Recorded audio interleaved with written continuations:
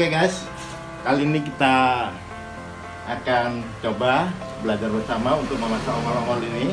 Nah sebelumnya ini apa? Air udah kita siapin dulu. Udah panas ya. Tuh. Oke. Jangan lupa sebelum ini dikocok dulu dengan tujuan agar esen tepung dan airnya menyatu dengan rata sepanjang proses pemasakan. Nah, triknya yang penting adalah yang pertama basahi tangan nih. Oke? Nih. Nah, selanjutnya masukin dah. Sembari digoyang. Tujuannya apa? Agar supaya esennya tercampur rata di seluruh adonan. Terus ya digoyang tanpa henti. Ini praktis banget dah buatnya, nggak ada yang seperti ini. Nggak perlu pakai apa tuh serok atau apa buat ngaduk-ngaduk, dah ini cukup dah. Nah ketika ya ini lihat, ini udah mengental, artinya ini sudah nggak perlu diaduk-aduk lagi ya, cukup dilanjut saja ya masaknya. Tunggu 5 hingga 10 menit ya. Terus buktinya apa nih ya kan, atau tanda-tandanya apa kalau ongol-ongolnya udah matang? Nanti kita lihatkan ya setelah 5 atau 10 menit kemudian, ketika sudah naik nih ya, plastiknya sudah naik ke atas, itu artinya ongol-ongolnya sudah matang. Tapi jangan lupa, kalau Anda mau pakai langsung 5 menit cukup.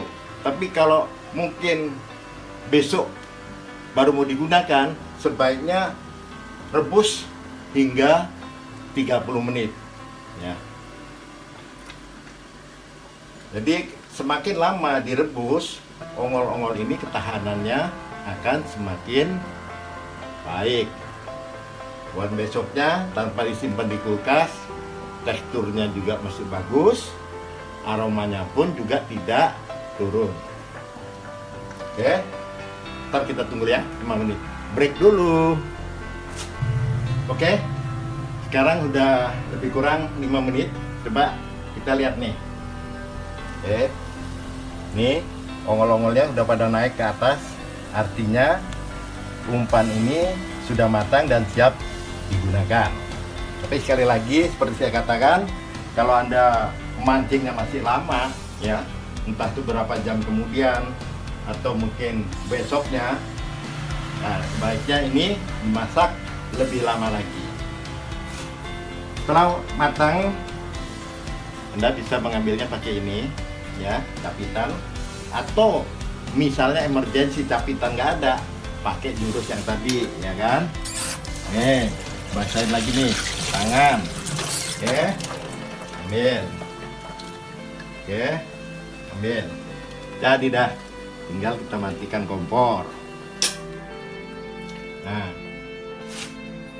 terus bagaimana kalau mau segera digunakan ya, maka ongol-ongol ini langsung aja dah dibasahin atau direndam dalam air biar cepat dingin. Oke. Tapi kalau misalnya supaya teksturnya benar-benar tidak ada perubahan, maka yang harus Anda lakukan adalah bukan merendamnya dengan air, tapi membukanya ya.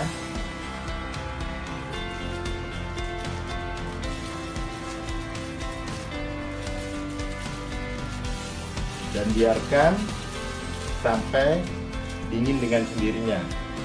Dengan cara ini, maka tekstur maupun aroma umpan tetap terjaga baik. Jadi kalau Anda mau menggunakannya besok hari pun, ya umpan ini teksturnya dan aromanya tetap terjaga. Teman-teman, ada yang masih bingung cara menggunakan atau memasang ongol-ongol ini ke kail, sekalian aja saya jelaskan di sini. Jadi intinya supaya tangan kita tidak lengket ketika memasangnya, ya. Jadi kita bisa menggunakan sagu, tepung tapioka, Indomie blender, yang Indomie yang sudah dihaluskan, atau menggunakan pelet halus, ya. Sedikit saja cukup. Oke. Nah, kemudian teknik itu macam-macam. Ya, ini saya tunjukkan dua aja. Tuh. Jadi yang pertama biasanya kita sobek ujungnya, kemudian kita ambil dikit-dikit. Nah, biasanya tangan kita celupin ke air dulu supaya tidak lengket. Kita potong ini. Oke, ini ya, potong kecil-kecil. Cuman saya biasa menggunakan cara yang praktis saja dah. Jadi nggak perlu pakai dipotong-potong, ya. Ini langsung dibuka aja semua.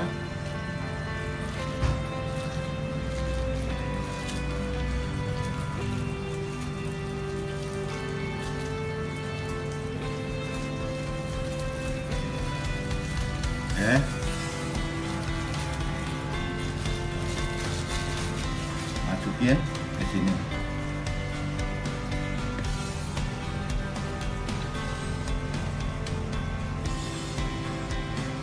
Ambil saja sedikit ya. Nah, ini kemudian dipeluntir aja dah, sedikit ya, membentuk agak panjang jadinya. Kemudian masukin seperti ini ya. Nah, sebaiknya ini dipeluntir ya, supaya membentuk alur. Tujuannya adalah supaya ketika umpan ini diseret-seret, atau mungkin titik pelampung ada di blower yang harusnya kuat, umpan ini tidak mudah rontok ya. Jangan lupa ya, ini. Nah, oke. Jadi dah.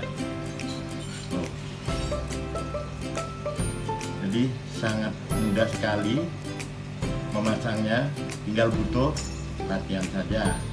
Nah, berikut nanti di sini ya ada beberapa bukti report saya di grup Facebook Probait atas hasil dari umpan ongol-ongol ini. Yang penting yakin, terus Anda harus kreatif. Misal aromanya nggak cocok ya, itu tinggal Anda suntik aja. Suntik, misal tadi pakai apa tuh, ini tadi pakai resep EO1 atau misal gitu ya, Anda mau merubah ke level 2 ya, tinggal buang, rubah aroma, dah terserah berapa banyak. Kalau mau rubah aroma sih, kalau saya sih biasanya main celot aja gitu ya. Nah, tekniknya adalah begini. Oke. Ini untuk mencampurnya tekniknya begini. Terus dianuin sampai rata. Mau sembari dibejak-bejak juga boleh, terserah ya. Memang tidak sesempurna kalau kita masak dari awal aromanya, tapi insya Allah dapat membantu ketika kita salah dalam memilih aroma di awal.